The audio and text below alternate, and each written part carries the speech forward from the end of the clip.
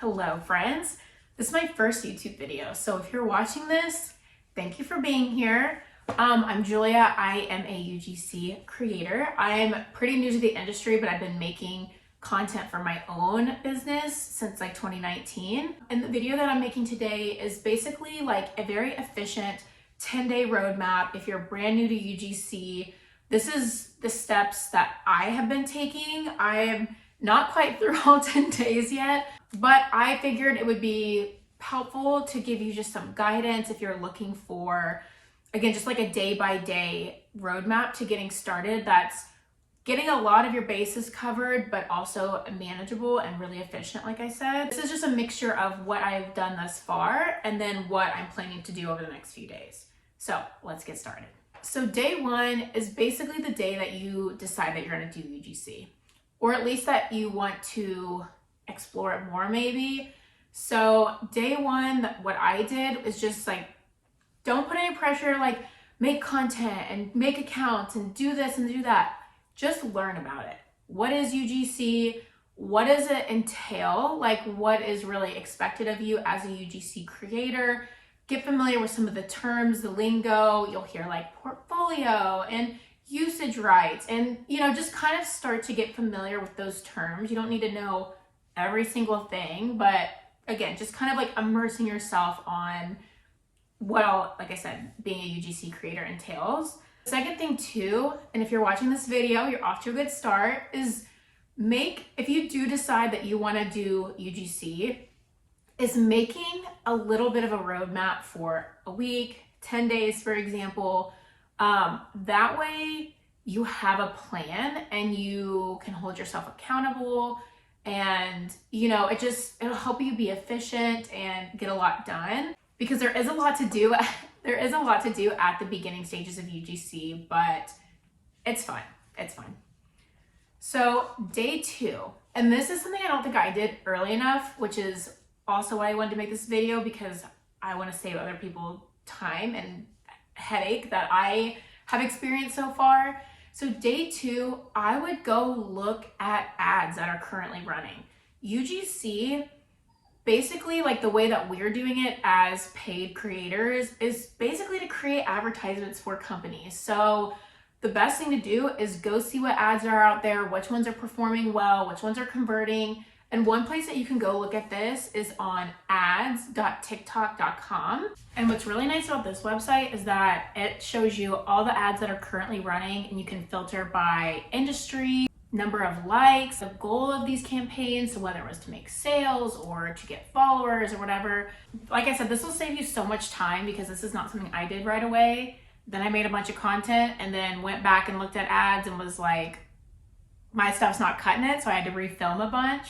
And what I would do here too is take notes on certain patterns that you see, ideas that you have from these, and just kind of keep like a little running list going. I do it in my notes app, but you could do it pen and paper as well. And then day 3 and 4 is the fun part. That is the content creation. So you're gonna want to start building a portfolio of your work. And if you haven't done like a UGC project before, that's okay. You've probably seen this tip somewhere else, but like just use things around your house. So if you're really into beauty and skincare, find some products that you already use and you really like and make an ad out of that. Make a UGC film out of that. If you're into health, nutrition, find things in your pantry, your refrigerator, cooking appliances, just anything around your house that you like. Start making content around that, using what you saw in the ads and putting your own little twist on it. If you're brand new to content creation, you might want to spend a few extra days on this, honestly, maybe even a week, just depending on your level of knowledge on content creation, because there is a lot to learn. There's a lot of apps that can make your life easier. And just, again, getting comfortable like talking in front of a camera and, just learning the nuances of some of the social media platforms. If you have questions on this, if this is you, I'm happy to make another video explaining some of the apps that I use that save me a lot of time, like for editing and things like that. Just let me know. Also, during these days, I would try to shoot at least 5 to 10 pieces of content. I like to do definitely videos because videos are being pushed out everywhere right now as far as social media.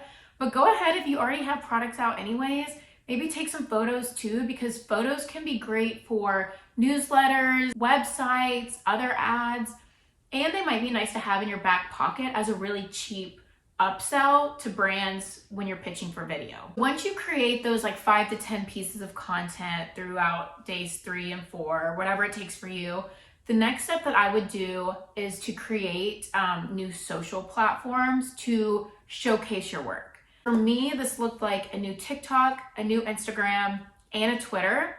Apparently, people are finding and being able to apply for UGC positions on Twitter. I personally haven't used it since college, but that's a whole other story. You don't have to do all these 3. Do what works best for you.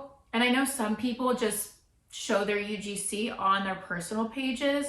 That's fine too, whatever works best. I think for me, mentally having like my business, my personal, my UGC separate has been really helpful. And remember too, with UGC, follower count doesn't matter. So you don't have to feel stressed about having 1 million followers on these new accounts. Honestly, I use these accounts for, again, showcasing my work and kind of as like testers as I'm trying and experimenting with new concepts, new hooks, like things like that. So I can see how they perform on those social platforms. So all for experimentation and all for just showcasing your work and having your brands have somewhere to go check out more of your content. And one tip that's really helped me with creating new social platforms is to work smarter, not harder. So I'll create content on TikTok and then I'll just repost that to Instagram and to Twitter. So it's the same piece of content, but it's going multiple places. I like to use the website called Snaptic to download my TikToks without the watermark. I think that's really important to then repurpose on Instagram and on Twitter. Okay, so on days 6 through 8, this is really my goals here. This is about where I am right now. It's posting to my new socials. So do what you want here. This is what I'm doing. TikTok, I'm posting probably 4 times a day.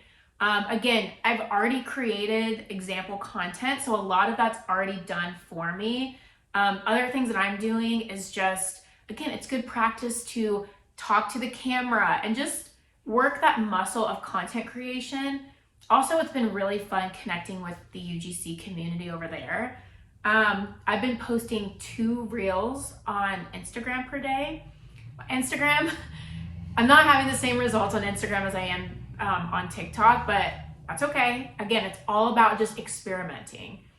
And then Twitter, I'm still learning Twitter, so I will keep you updated on that. So that's what I would do on days 6 through 8, is just starting to build a consistent schedule of posting on these new platforms. And if you are on these platforms, give me a message, like shoot me a message, and I would love to follow you and support you.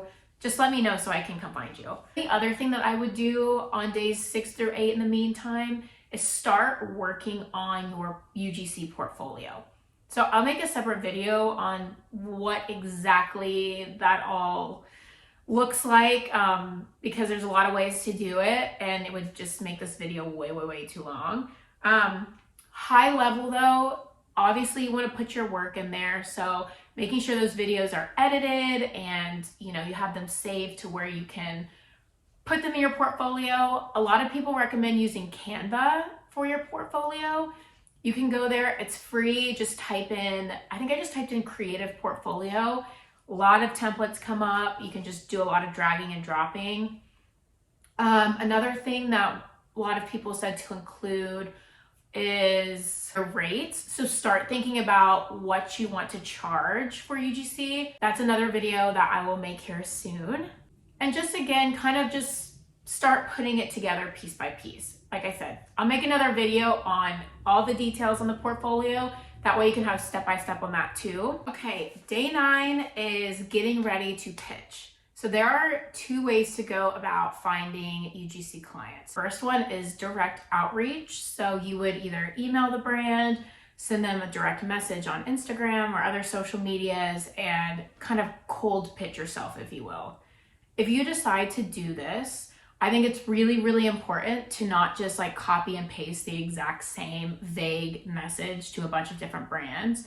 If you care a lot and really want to work with these brands, I think it's very important that you try to stand out, make it as personalized as possible, because the person on the other end of that, like, you want them to remember you. And if it's just an obvious, vague, reposted thing, it's probably going straight to trash, just to be honest. Try to make it unique. And again, if you're really wanting to work with them, like, put some effort into it and try to make yourself stand out. The other way is to apply for open positions. So you can do this on Twitter. If you just like search UGC or UGC jobs or something like that, like, a lot of times people will post open positions on there that you can attach your portfolio or go to a link and apply for.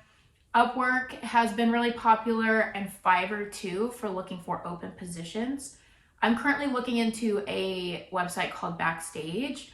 It is a paid memberships, it's a paid annual membership. So I don't know yet, but they do have a whole UGC job listing specifically, and the pay is pretty well for some of those. I'll report back on that if I have any luck. But Twitter, Upwork, and Fiverr are all free and have a lot of spots. And then lastly, on day 10, after you've done all the steps before, you have your list of brands you either want to reach out to or, saved applications, is to start applying and pitching yourself. Once I have more feedback on a template that really works for me, I will happily share it. But I think at the end of the day, it's like doing what you can to stand out, be yourself, show genuine interest, like, be a real person, have some empathy, and just explain why you would be so excited to work with these brands. I hope this video was helpful. I hope it gives you a little bit of clarity if you're just getting started in your UGC journey,